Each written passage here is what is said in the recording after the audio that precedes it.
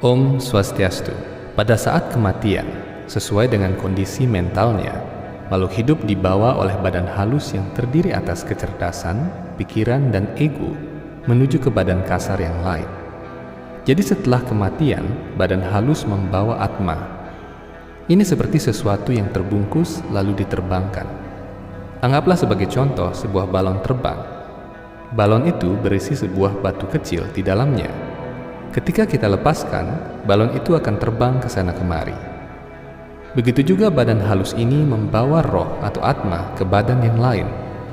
Semakin kusam badan halus, itu pertanda semakin besar dosa seseorang, sehingga dia menjadi orang yang kasar, baik dalam berbicara, berpikir, dan bersikap. Ini juga yang menyebabkan seseorang tidak tertarik pada ilmu pengetahuan rohani atau ilmu pengetahuan tentang Tuhan.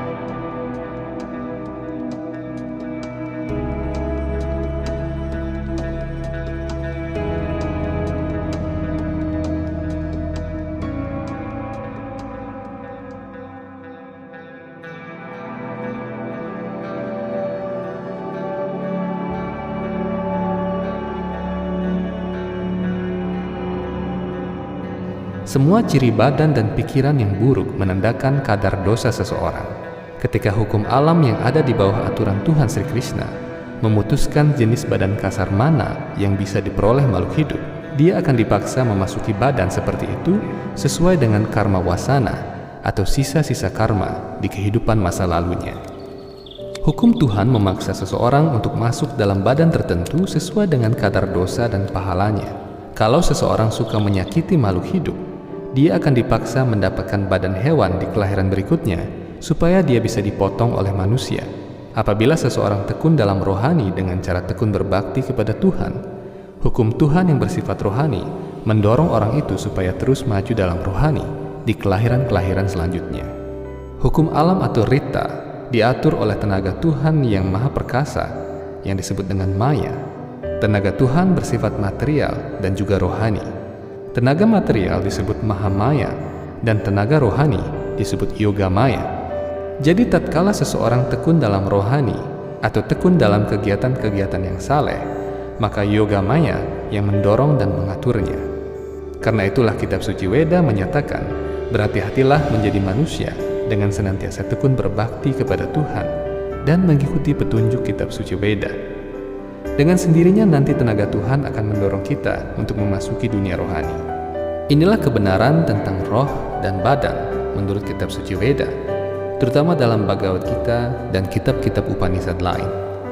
Orang-orang yang pikirannya gelap dan tidak memiliki kecerdasan untuk mengerti proses perpindahan atma yang ditentukan oleh alam seperti itu, menyatakan bahwa ketika badan kasarnya itu berakhir, kehidupannya juga berakhir selamanya.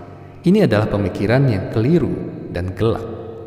Orang semacam itu tidak menyadari bahwa di balik badan ada sang roh atau atma yang memberikan hidup bagi badan itu.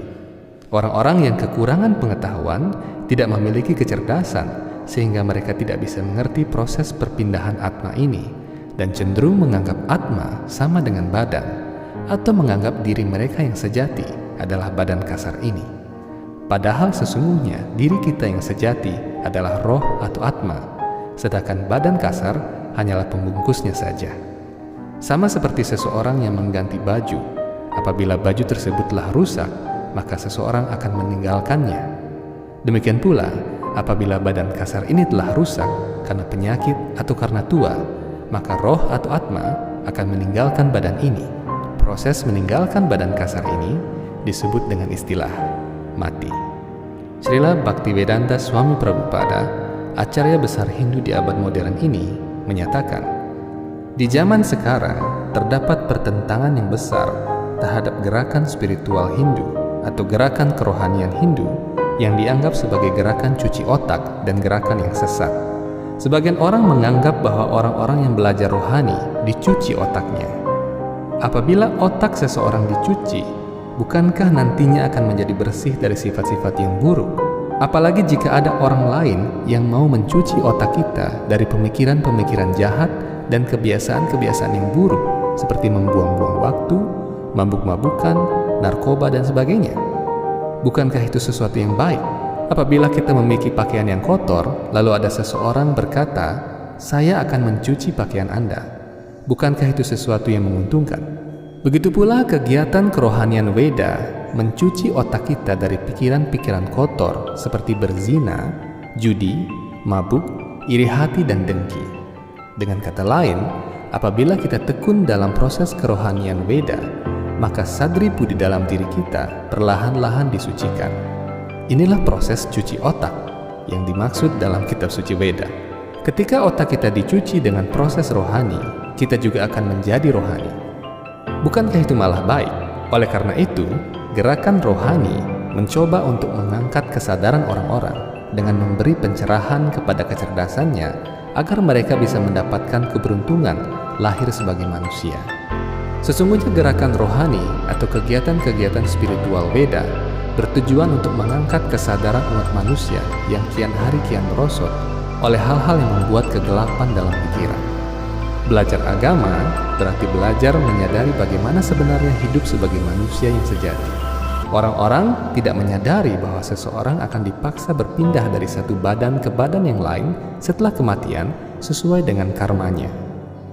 Orang-orang yang kurang pengertian tidak tahu tentang kesadaran kepada Tuhan, dan malangnya mereka akan dipaksa terus berpindah dari satu badan ke badan yang lain.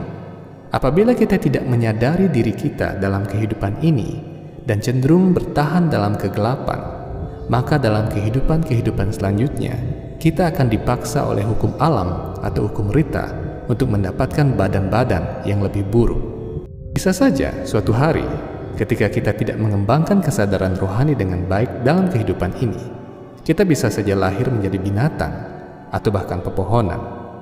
Jadi orang tidak sadar bahwa kalau mereka tidak menyadari pengetahuan agama dengan baik, berarti mereka akan terus dipaksa mendapatkan badan kasar yang tidak sesuai dengan keinginan mereka di kehidupan selanjutnya. Hukum Tuhan dalam bentuk karma pala memaksa seseorang untuk mendapatkan badan kasar walaupun orang itu tidak mau. Sebagai contoh, kalau lantaran seseorang sakit lalu dia membunuh makhluk hidup lain agar dia bisa mendapatkan obat untuk menyembuhkan dirinya sendiri, dia akan lahir menjadi makhluk seperti itu pada suatu hari untuk dijadikan obat yang sama di kehidupan yang akan datang.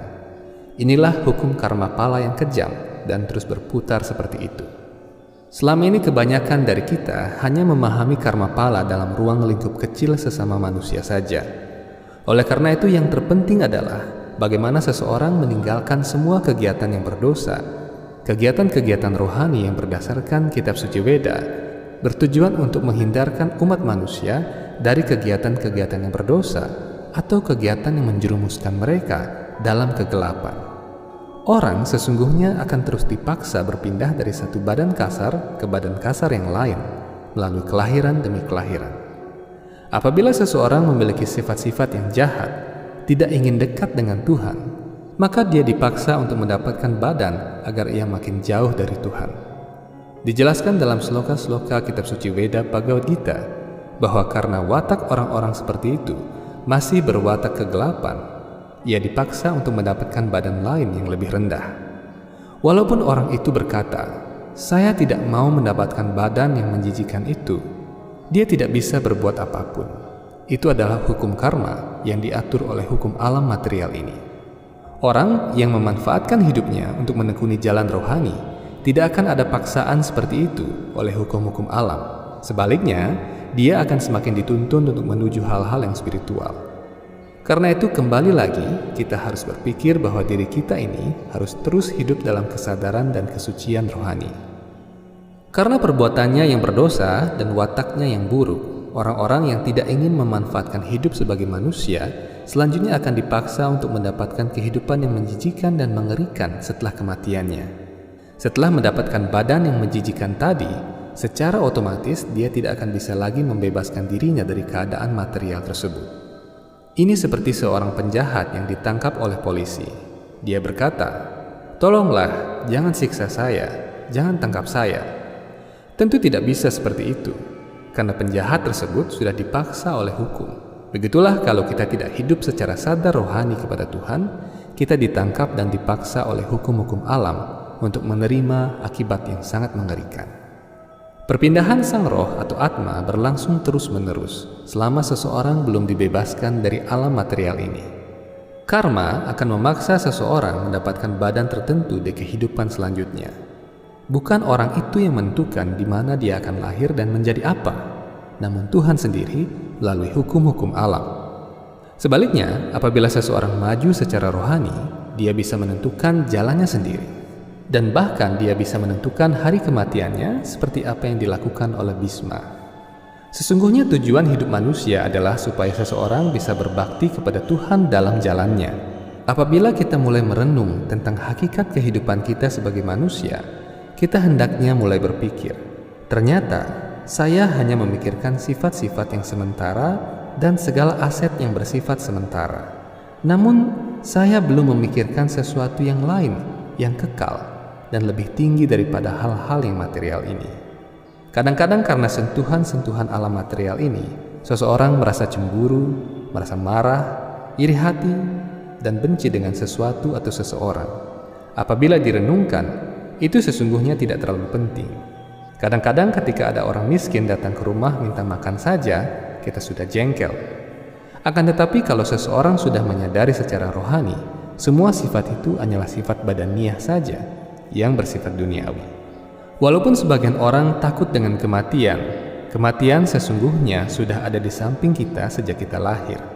Inilah maksud sloka-sloka dalam Bhagavad Gita, terutama bab 2 dan bab 3, bahwa atma atau roh akan selalu berpindah dari suatu badan ke badan kasar yang lain.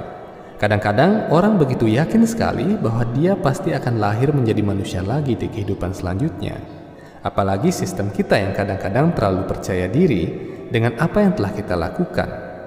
Ini adalah ilmu pengetahuan yang sangat bermakna dan hendaknya dipahami agar tidak mudah tertipu oleh orang-orang yang tidak bertanggung jawab. Apabila kita menyadari mengenai hakikat perpindahan roh atau atma dari satu badan ke badan yang lainnya, serta dipengaruhi oleh hukum karma pala, maka kita hendaknya berhati-hati di dunia ini dalam berbuat, berkata, dan berpikir. Semoga video ini bermanfaat untuk Anda.